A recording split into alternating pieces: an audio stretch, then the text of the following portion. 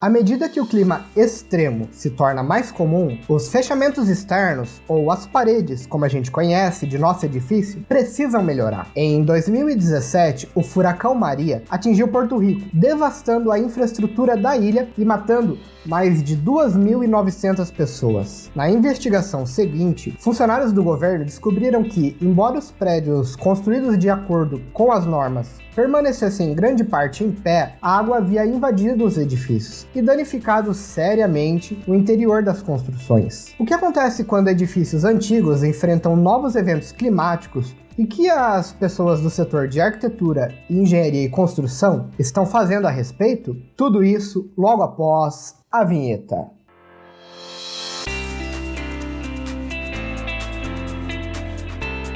O desastre em Porto Rico lançou um alerta sobre uma das partes mais importantes pela resistência da construção, a sua vedação exterior. O fechamento da construção garante que nossos prédios sejam confortáveis e seguros, mas as normas por trás dos fechamentos foram escritas para um mundo sem mudanças climáticas, e o clima extremo os torna obsoletos. O invólucro do edifício é a barreira física entre o interior e o exterior de um edifício, incluindo elementos como janelas, paredes, telhados e fundações. O fechamento é responsável por 4 funções principais: suporte estrutural para a construção e o gerenciamento da umidade, da temperatura e do fluxo de ar. Quando o Instituto Nacional de Padrões e Tecnologia dos Estados Unidos, ou NIST na sigla, visitou Porto Rico meses após o furacão Maria, descobriu que os edifícios construídos por normas ainda estavam em pé, mas que os danos causados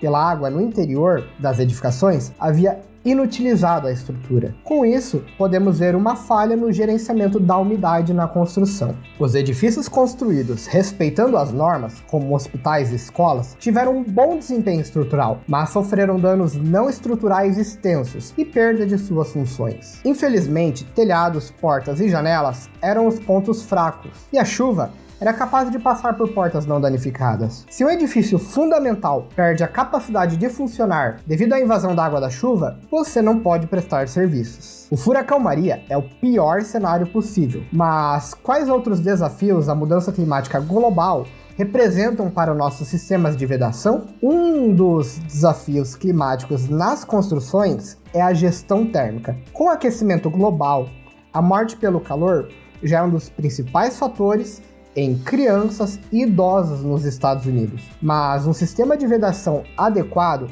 conseguirá manter seus ocupantes confortáveis dentro da edificação. Uma técnica de gestão térmica é o padrão Passive House, um padrão voluntário de eficiência energética que reduz a necessidade de aquecimento e resfriamento artificiais. Esse padrão utiliza sistemas de ventilação com recuperação de calor do ar que sai durante o inverno e com funcionamento contrário durante o verão. A blindagem solar com barreiras naturais também é um ótimo meio para limitar a incidência solar na vedação dos edifícios. Obstáculos como árvores plantadas estrategicamente, combinadas com brises corretamente dimensionados e ventilação cruzada, aumentam ainda mais a eficiência energética do edifício. Porém, não é só a água uma séria ameaça climática às edificações.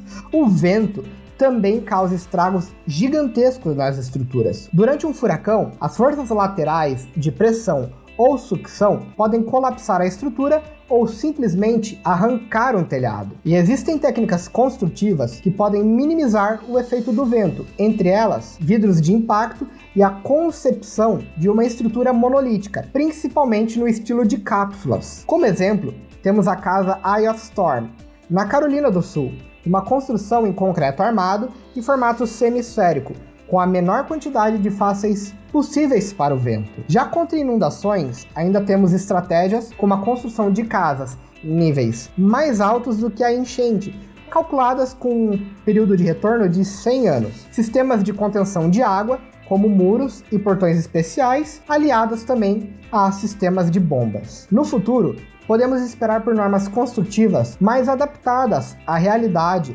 das mudanças climáticas, como por exemplo a NBR 15.575, que ainda está engatinhando. Porém, essas mudanças trazem consigo um grande problema social. Geralmente, as pessoas mais vulneráveis a condições climáticas extremas são as menos propensas a ter recursos para melhorias sofisticadas na construção e acabam se vinculando financeiramente a casas com maiores riscos. E apesar das soluções apresentadas certamente serem um passo em direção ao futuro, precisamos refletir hoje se essas tecnologias estão avançando o suficiente para as pessoas que mais precisam delas. Se você quer entender todo o panorama das construções frente às mudanças climáticas, não deixe de conferir o artigo completo em nosso blog. O link está aqui na descrição. E também não deixe de dar o seu joinha, se inscrever no canal e nos seguir nas redes sociais. Estamos no Instagram e no Facebook como Estúdio BIM.